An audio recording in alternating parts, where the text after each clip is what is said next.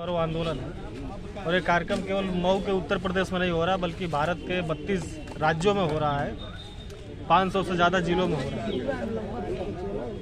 और आज हमारी प्रमुख मांगे ये है कि इस देश के अंदर जो बिहार राज्य है उसके अंदर बोध गया मंदिर है, उस बोध गया मंदिर पे नाजायज़ तरीके से ब्राह्मण लोगों का कब्जा है।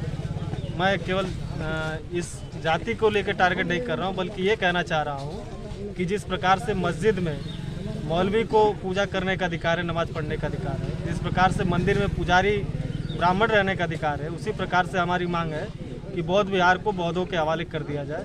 इस प्रकार की हमारी मांग है। दूसरी मांग है कि इस देश के अंदर लोकतंत्र है, लोकतंत्र में सभी को राजा बनने और राजा चुनने का अधिकार है, लेकिन इस देश के अंदर इलेक्ट्रॉनिक वोटिंग मशीन यानी ईवीएम के द्वारा इस देश के बहुसंख्य समाज का वोटों की चोरी करके इस देश में नाजायज़ तरीके से चुनाव पे कब्जा करके और अपनी सरकारें बना रहे हैं। ये मनमानी नहीं चलनी चाहिए। और दूसरी है कि इस देश के अंदर इस देश में जानवरों की गिनती होती है, कुत्ते बिल्लियों की गिनती होती है। यहाँ तक कि महाराष्ट्र के अंदर जो किन्नर समाज के जो लोग हैं, जिनको मतलब और शब्दों में नहीं कह सकते, उन लोगों ने अपना गिनती करवा लिया, लेकिन इस देश में पिछड़ों की गिनती नहीं हो रही, जिसको 52% ओबीसी हम लोग कह रहे हैं, उसकी गिनती नहीं हो रही है।